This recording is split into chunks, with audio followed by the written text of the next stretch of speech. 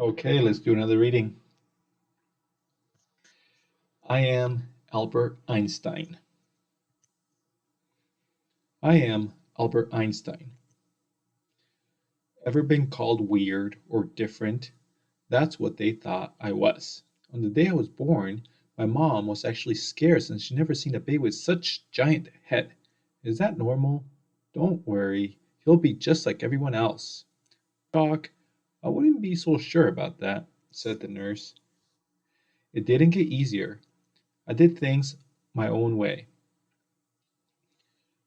in the in my own time. I didn't speak until I was 3 years old, and when I did, my speech was odd. Our maid used to call me der de parte. What does der de parte mean? The dopey one. Lady, I wouldn't be so sure about that. Some say I took longer to speak because I didn't think in words. I thought in pictures. Even when I did speak, I'd practice each sentence in my head, silently, moving my lips and whispering to myself until I had the word right. Albert, what are you saying? Are you sick? Doctor, what's wrong? I don't understand. Are you hungry? Do you need your Weinerskisser? Does something hurt? Cuckoo, cuckoo. Do you have to go to the bathroom? Flying? You want to fly? Ah, what are you trying to say? My hair is awesome. This is funny. When I was little, my cousins ran around and played games outside. I liked playing alone. I did puzzles and fed the pigeons, or just watched my toy boat sail in the water pail. When they saw me, other people called me Father Boar, Goody Goody. What are you going to do, Albie? Watching it sail. That's it. It helps me think. I like thinking. The biggest moment in my young life came when I was 4 or 5 years old and sick in bed. Explorers used to help it. Explorers used it to help find their way. What what it will do? You'll see. I was fascinated how the compass worked. No matter which way my father turned it, the needle always pointed north. What if I turn it this way? It'll point north. What if I turn it upside down? It'll point north. What if I'm the one upside down? It will point north. He got a compass when he was sick and he really liked it. Hmm. Nothing touched the needle, but something, the compass knew where to point, like it was guiding by an invisible force right there. I could feel it. There was something behind things, something deeply hidden. The world, the stars, even outer space with all its planets, the whole universe had its own order. The compass made a deep and lasting impression on me. It showed me that life has mystery, the universe has mystery, and it made me curious why did the universe behave the way it did. By the time I was 9 years old, I would like to make complex structures with my blocks in tall houses of cards. It took persistence and patience, but I never gave up. My sister would watch as I built them 14 stories high. It's gonna fall. No, it won't. The structure is just right. I'd even see the structure in music as I played my favorite instrument, the ones that always helped me think, the violin. Today, people say I was a genius, but back then, teachers thought I was a daydreamer. One even told me, Albert Einstein, you'll never amount to anything. You are a foolish dreamer. But there's nothing foolish about dreaming big and being curious.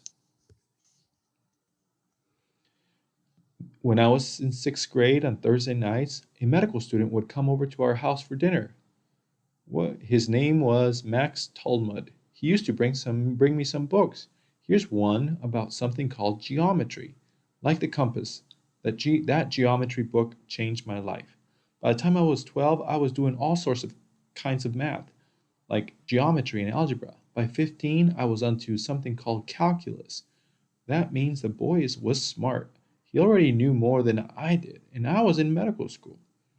Can't you see? Math was its own logical structure, just like music and my awesome hair. Soon, after I mastered the entire math curriculum. Did that mean I always did well at school? Asked my father. He got good grades and a few bad ones. That's right, even Einstein got bad grades. In college, he flunked a course in physics, the study of matter and energy. I was bored. You get the lowest grade in the class. You do know that I'm going to invent the theory of relativity, right? Go to your room. I never stopped thinking about how things worked. As I got older, I even replaced my toy sailboat with a real one. When the wind stopped blowing, I scribbled notes on my notepad. When it picked up, I continued sailing. You really like boats, don't you? They help me think. I like thinking. My thinking and curious nature eventually led me to the patent office in Bern, Switzerland. My job was to examine new inventions. But sometimes I start thinking about my own scientific theories. Whenever my boss walked by, I had a roar. What are you working on? Work. You sure? Absolutely. But even I didn't know I was on the verge of my greatest breakthrough. I was 28 years old, just sitting at work as a thought occurred to me. When a person falls like a man falling off the roof, he doesn't feel his own weight. Close your eyes. You can picture it too. As the man falls, if he opens his pockets, everything inside of him floats next to him. That may sound weird or different, but for me, it was the happiest thought of my life. Why? Because it sparked an idea that helped me link motion with gravity. Gravity is a force in the universe that keeps us from floating away. It took me 8 years of hard work, 8 years of asking hard questions to figure it out. But I did. But I did. It's important to ask hard questions because coming up with a hard question is probably the most important part. So when you ask hard questions. From there, I began to question ideas that other scientists thought were true. I didn't agree what most people believed. In the beginning, other scientists wouldn't listen. Are you crazy? That makes no sense. What does that even mean? It's a formula to help us explain the universe and all of space. It means that everything is full of energy. Sometimes it's hard to get people to go along with you, especially when you discover something new. But I promise you, if you keep at it, it will be worth it. What'd you win? The Nobel Prize in Physics. That's amazing. My theory of relativity forever changed the universe to how we understand the universe. Even better, you know your hair is awesome, right? I keep telling people that. In my life, I was always thinking, always asking questions, but the most important one I asked was why. Never stop asking why. Never stop trying to figure out how the world works. And never lose that feeling of excitement as you try to find the answer. Curiosity is one of the most powerful forces in nature. It can take you places no one's ever been and let you do things no one's ever done. Will that make you weird or different? Who cares if it does? Every single one of us is different.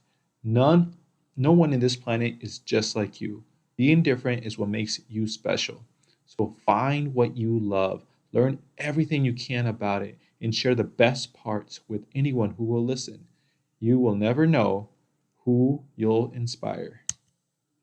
I am Albert Einstein. I will never stop being curious, and I hope you won't either. The more questions you ask, the more answers you'll find, and the more beauty you'll uncover in the universe. Ask hard questions. The important thing is not to stop questioning. Curiosity has its own reason for existing. One cannot help but to be in awe when contemplates the mysteries of eternity of life and the more marvelous structure of reality. There's Albert Einstein when he was a boy with his sister, and when he was a sailor, and on a bicycle, and his silly photo sticking out his tongue. Okay, I love you guys.